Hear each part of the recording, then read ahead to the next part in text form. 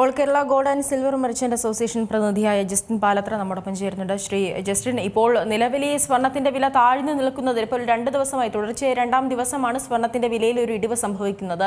ഇത് ഒരു പ്രതീക്ഷയ്ക്ക് വക നൽകുന്ന കാര്യമാണോ? ഒരിക്കലും പ്രതീക്ഷിക്കാൻ ഉള്ളൊരു വകയില്ല. കാരണം ഈ വിലയിടിവ് ഒരു താഴ്ന്നു പോകാനുള്ള ഒരു ട്രെൻഡ് അല്ല കാണിക്കുന്നത്.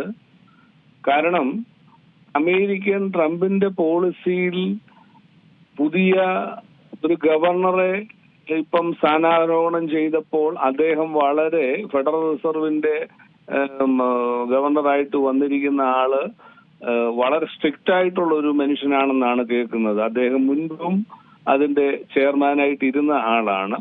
അപ്പൊ അദ്ദേഹം ബാങ്കുകളുടെ ഇൻട്രസ്റ്റ് കുറയ്ക്കാൻ ഒരു രീതിയിലും സമ്മതിക്കുന്ന ഒരു രീതി കാണുന്നില്ല. അതുകൊണ്ട് തന്നെ സ്വർണത്തിന് സ്വല്പ ഡിമാൻഡ് കുറഞ്ഞു. കാരണം ഡോളറിലേക്ക് പിന്നെയും നിക്ഷേപങ്ങൾ പോകാനുള്ള ഒരു ടെൻഡൻസിയാണ് ഇപ്പൊ കാണിക്കുന്നത്. അതുകൊണ്ടാണ് ഇപ്പോൾ ഒരു ചെറിയ ഇടിവ് ഈ സ്വർണത്തിൽ വന്നിരിക്കുന്നത്. എങ്കിലും ഇനിയും വില കൂടി തന്നെ പോകാനുള്ള സാഹചര്യങ്ങളാണ് മറ്റുള്ളതെല്ലാം നമ്മൾ മുമ്പ് പറഞ്ഞതുപോലെ നിൽക്കുന്നത്.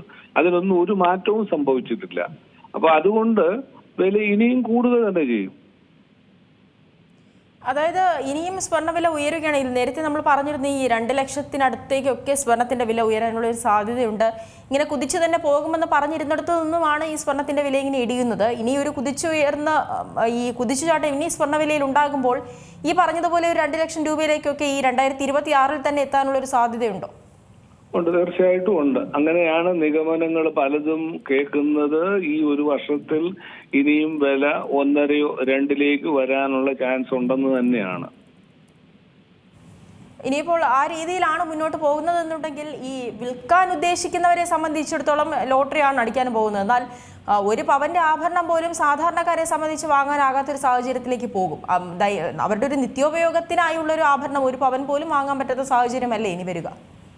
അതെ, തീർച്ചയായിട്ടും. അതുകൊണ്ട് തന്നെ ആണല്ലോ ഇപ്പോൾ ഞങ്ങള് 18 കാരറ്റും 14 കാരറ്റും ഇപ്പൊ വേണ്ട ഹോൾസെയിലേഴ്സ് 9 കാരറ്റിലുള്ള സ്വർണ്ണാഭരണങ്ങൾ വരെ നിർമ്മിക്കാൻ തയ്യാറായി നിൽക്കുകയാണ്. കാരണം ജനങ്ങള് പണ്ടത്തെ അവസ്ഥയിൽ നിന്ന് മാറി ഇനിയിപ്പം 18 ആയാലും 14 ആയാലും 9 ആയാലും മതി എന്നുള്ള ഒരു ട്രെൻഡിലേക്ക് മാനസികമായി ഇപ്പം മാറി തുടങ്ങിയിട്ടുണ്ട്. അപ്പം അതുകൊണ്ട് സ്വർണ്ണവില കൂടുന്നതിനനുസരിച്ച് 14-ഉം 18-ഉം 14-ഉം 9-ലേക്ക് പോകുമ്പോൾ റേറ്റ് സ്വാഭാവികമായി കുറയുന്നത് കൊണ്ട് ആൾക്കാർ ആ ഒരു ട്രെൻഡിലേക്ക് നീങ്ങും.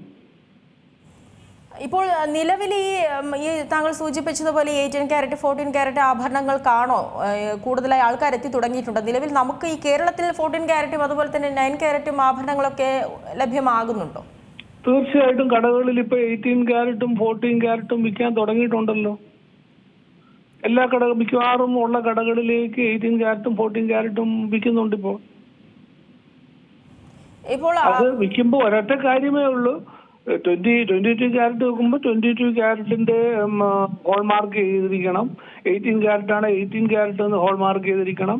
14 ആണ് 14 ഹോൾമാർക്ക് ചെയ്തിരിക്കണം. അതിന്റെ വില മാത്രമേ എടുക്കാവുള്ളൂ. 916 വിലയല്ല, അതിലും കുറവാണ് 18, അതിലും കുറവാണ് 14. അപ്പൊ കസ്റ്റമറിനെ സംബന്ധിച്ചോളം അങ്ങനെ കുറഞ്ഞ കാരറ്റ് അല്ലെങ്കിൽ 18-ഓ 14-ഓ മേടിക്കുന്നതുകൊണ്ട് ഒരു നഷ്ടവും വരുന്നില്ല.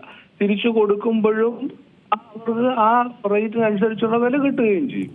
അപ്പൊ അതുകൊണ്ടൊരു നഷ്ടമില്ല. അതെ, പക്ഷേ ഈ നിലവിൽ ജുവലറികളിലേക്ക് ആളുകൾ എത്താത്ത ഒരു സാഹചര്യം തന്നെയല്ലേ? കാരണം ഇത്രയും 1 ലക്ഷത്തിന് പുറത്ത്, അതായത് ഒരു ആഭരണം വാങ്ങണമെങ്കിൽ 1.5 ലക്ഷത്തിന്, 1 പവന്റെ ആഭരണം വാങ്ങണമെങ്കിൽ 1.5 ലക്ഷം രൂപയ്ക്ക് പുറത്ത് നൽകേണ്ട ഒരു സാഹചര്യം. ഇങ്ങനെ നോക്കുമ്പോൾ ഇത് സ്വർണ്ണ വ്യാപാരികളെ വല്ലാതെ ബാധിക്കുകയല്ലേ? കാരണം കച്ചവടം തീർച്ചയായിട്ടും 100% അത് ബാധിച്ചിട്ടുണ്ട്. സാധാരണ ജനങ്ങളെ സംബന്ധിച്ചോളം എങ്ങനെ വന്നൊരു സാധാരണക്കാരന് 1 പവന്റെ സ്വർണം മേടിക്കാൻ ഒക്കില്ല ഇപ്പം. അപ്പോൾ അത് സ്വർണ്ണ കച്ചവടത്തെ ഭയങ്കരമായിട്ട് ബാധിച്ചിരിക്കുകയാണ്. ഞങ്ങളെല്ലാം ഇപ്പോൾ അതിനെക്കുറിച്ചാണ് ആശങ്കയിലിരിക്കുന്നത്. എങ്ങനെ ഇനി മുന്നോട്ട് പോകും? ബാങ്ക് പലിശയും വാടകയും സാലറിയും എല്ലാം കൊടുത്ത് നോക്കുന്നവരെ സംബന്ധിച്ചോളം ഇനി മുന്നോട്ട് പോകാൻ വലിയ ബുദ്ധിമുട്ടിലോട്ടാണ് കാര്യങ്ങൾ. അപ്പൊ ഞങ്ങളൊക്കെ ഇപ്പൊ ഡിസ്കസ് ചെയ്യുന്ന അതിട്ട് എന്ത് ചെയ്യണം, ഇനി ഏത് മേഖല തിരഞ്ഞെടുക്കണം, ഈ മേഖലയ്ക്ക് ഇനി ലൈഫ് ഉണ്ടോ, അങ്ങനെയൊക്കെ തന്നെ മനുഷ്യൻ പലരും പല രീതിയിൽ ചിന്തിക്കാൻ തുടങ്ങിയിട്ടുണ്ട് ഇപ്പോൾ. ഈ വിവാഹത്തിനൊക്കെ ഇപ്പോൾ ഈ 22 കാരറ്റ് സ്വർണം തന്നെ ഉപയോഗിക്കണമെന്നുള്ളൊരു അഭിപ്രായമാണോ താങ്കൾക്ക്? 18 കാരറ്റ് ആണെങ്കിലും പോരെ നമുക്ക് ഈ തീർച്ചയായിട്ടും അത് മനുഷ്യന്റെ ഓരോ മനസ്സിന്റെ അവസ്ഥയാണത്. 18 കാരറ്റ് എന്ന് പറയുമ്പോൾ കാരറ്റ് കുറഞ്ഞ സ്വർണം എന്നുള്ള ഒരു ചിന്ത പണ്ട് മുതലേ നമ്മുടെ മനസ്സിൽ നിന്നതുകൊണ്ടാണ് ഇപ്പോൾ അതിനൊരു പെട്ടെന്നൊരു ചേഞ്ചിലേക്ക് പോകാൻ മനുഷ്യൻ മടിക്കുന്നത്. പക്ഷേ അതിന്റെ കാര്യങ്ങൾ മനസ്സിലാക്കി കഴിയുമ്പോൾ വ്യത്യാസങ്ങളൊന്നുമില്ല. 18 കാരറ്റ് ആണെങ്കിൽ 18 കാരറ്റിന്റെ വിലയല്ലേ നമ്മൾ കടകളിൽ കൊടുക്കുന്നുള്ളൂ.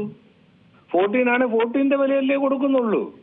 അപ്പൊ 14,000 മേളിൽ 916 വിലയുണ്ടെങ്കിൽ മറ്റതിന് 11,000 മറ്റത് 8,000 ഒക്കെ ആയിട്ട് കുറഞ്ഞു. ആ വില കൊടുത്താൽ മതി.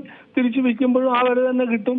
അപ്പോൾ സ്വാഭാവികമായും കല്യാണ ആവശ്യങ്ങൾക്ക് ആ രീതിയിലോട്ടൊക്കെ മാറാൻ തുടങ്ങിയിട്ടുണ്ട്. ഇത് കുഴപ്പമില്ല. ശരി, വളരെയധികം നന്ദി ശ്രീ ജസ്റ്റിൻ പാലത്ര ഈ ഒരു ഘട്ടത്തിൽ പ്രതികരിച്ചത്. ഏറ്റവും പുതിയ വാർത്തകളും വിശേഷങ്ങളും വിരൽ തുമ്പിലറിയാൻ സീ മലയാളം ന്യൂസ് എല്ലാ ഡിജിറ്റൽ പ്ലാറ്റ്ഫോമുകളിലും ലഭ്യം.